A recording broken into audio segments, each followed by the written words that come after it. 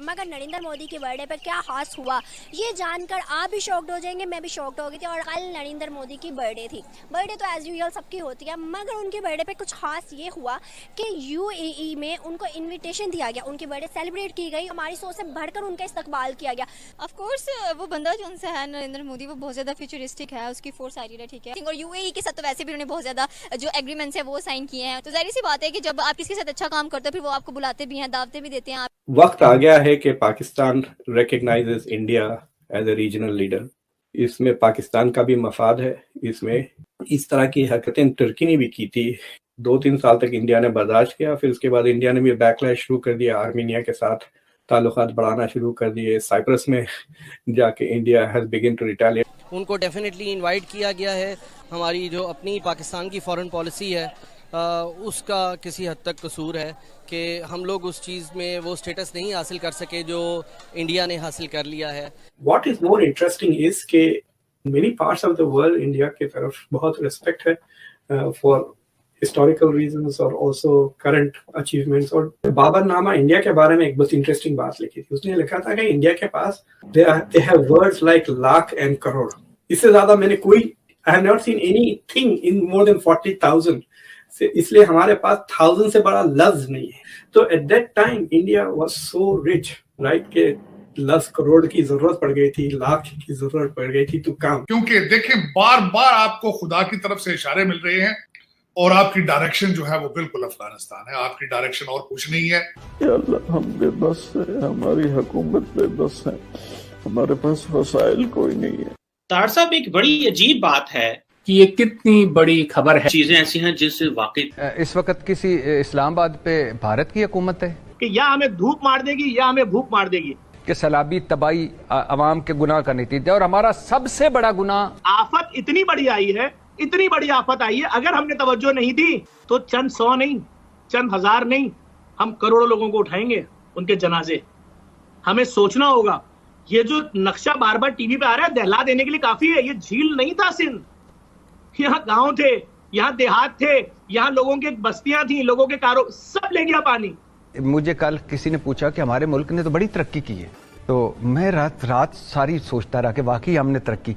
तो वो भी कहते रहे हैं, और अगर ये भी कह रहे हैं तो कहने दें इनको, ये इनका काम है पॉइंट स्कोरिंग करना। डॉक्टर साहब, अब चूंकि आप उनकी भी पॉलिसियों का जिक्र कर रहे हैं, उनके बयानात का भी जिक्र कर रहे हैं, तो एक मवाजना अगर हम करें, मौजूदा हुकूमत की जो मौशी पॉलिसी है उसके असरात और समरात तो हम सब देख रहे हैं। डॉलर का रेट भी हमारे सामने है, महंगाई की बढ़ती शरह भी हमारे सामने है। माजी की हुकूमत की भी मौशी पॉलिसियां अगर कंपेरिजन किया जाए तो आप कदर बेहतर किसको करार देंगे? देखो, मैं किसी कंपैरिजन में नहीं पड़ता हूं, क्योंकि मेरा साथ से उससे कोई ताल्लुक नहीं है। अगर मैं कहूंगा कि हुकूमत ए ज्यादा बेहतर थी हुकूमत बी से, तो लोग कहेंगे फिर आप सियासी हो गए हैं। इसलिए मैं इन सब चीजों पे कंपैरिजन नहीं करता हूं। मैं सिर्फ ये बताना चाहता हूं कि ना पाकिस्तान ने कभी माजी में डिफॉल्ट किया, जब $400 मिलियन के रिजर्व थे, वो सब ने डिफॉल्ट नहीं किया। अभी तो माशाल्लाह $8-9 बिलियन के रिजर्व आपके पास में है, तो कहां से हम डिफॉल्ट करेंगे? ठीक है, सिर्फ ये है कि हमें इसकी तरफ तवज्जो देने की जरूरत है, अपने इकोनॉमी को बेहतर करने की तरफ तवज्जो देने की जरूरत है। हम इकोनॉमी को बेहतर करने की तरफ कोई तवज्जो नहीं है। तवज्जो किस तरफ है कि उसने मुस्कुराया ठीक से नहीं है, इसलिए हद तक के मुस्कुराहट का दावा कर दिया जाए इस पर। उसने छींका ठीक से नहीं है, उस पर हद तक के छींक जो है उसका मुकदमा दायर कर दिया जाए। तो इस किस्म के अगर काम होंगे किसी मुल्क में, तो आप बताएं कि जो काम करना है सब आप भी प्रोग्राम कर रहे हो टीवी पे कि ये मईशत।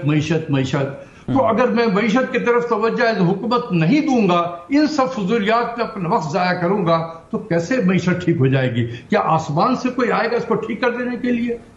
खुदा की कसम, इनकी माँ डूबी होती, इनकी बहन डूबी होती, इनका बेटा डूबा होता, ये खुद डूबे होते। मैं समझता कि कोई बोलता है कि ये इधर जा रहा है, उधर जा रहा है। साहब, ये तनकीद जब खान साहब पे भी की गई कि सैलाब की इस मुसीबत में वो भी जल्द से कर रहे हैं, तो वो एस्टैब्लिश कर चुके कि हकीकी आजादी की जंग तो पाकिस्तान के ग्रेटर गुड में है।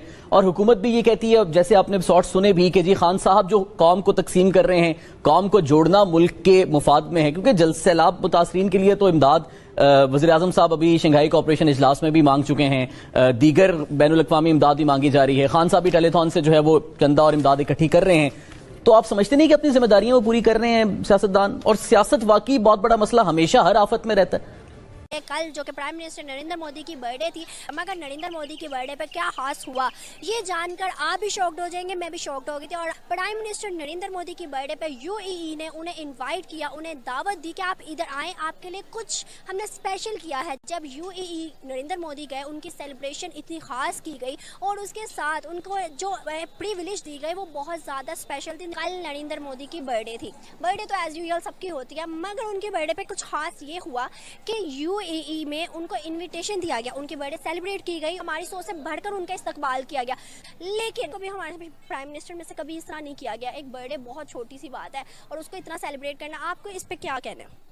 آف کورس وہ بندہ جو ان سے ہے نریندر مودی وہ بہت زیادہ فیوچرسٹک ہے، اس کی فورس آ رہی ہے، ٹھیک ہے، اور وہ ہر کسی کے ساتھ لگا کے کھا رہا ہے. اور UAE کے ساتھ تو ویسے بھی انہوں نے بہت زیادہ جو ایگریمنٹس ہیں وہ سائن کیے ہیں. تو جب انہوں نے ایک نان مسلم کنٹری ہوتے ہوئے مسلمانوں کے ساتھ وہ ہاتھ ملا رہے ہیں تو ڈیفینیٹلی اچھا لگ رہا ہے ان کو کہ دو جو کلچرز آپس میں املگمیٹ ہو رہے ہیں، مل رہے ہیں. تو ظاہر سی بات ہے کہ جب آپ کسی کے ساتھ اچھا کام کرتے ہو پھر وہ آپ کو بلاتے بھی ہیں، دعوتیں بھی دیتے ہیں. تو ظاہر سی بات ہے ہمارے جو پرائم منسٹر ہیں وہ ایسا نہیں کرتے ہیں، وہ کسی کے ساتھ لگا کے نہیں کھاتے ہیں، ٹھیک ہے. ان کو وقت آ گیا ہے کہ Pakistan recognises India as a regional leader.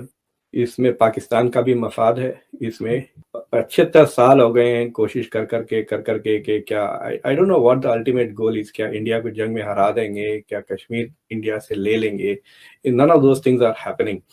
اس طرح کی حرکتیں ترکی نے بھی کی تھی پچھلے 2-3 سال سے. وہ مسلسل کشمیر کا مدعا لے کے وہ انٹرنیشنل فورمز میں آ رہے تھے. پھر 2-3 سال تک انڈیا نے برداشت کیا، پھر اس کے بعد انڈیا نے بھی بیک لیش شروع کر دیا، آرمینیا کے ساتھ تعلقات بڑھانا شروع کر دیے. سائپرس میں جا کے India has begin to retaliate. تو ان چیزوں سے فائدے کچھ نہیں ہوتے اور دونوں ملکوں کے نقصان ہوتے ہیں یہ کنفلکچوئل ریلیشن شپس پہ.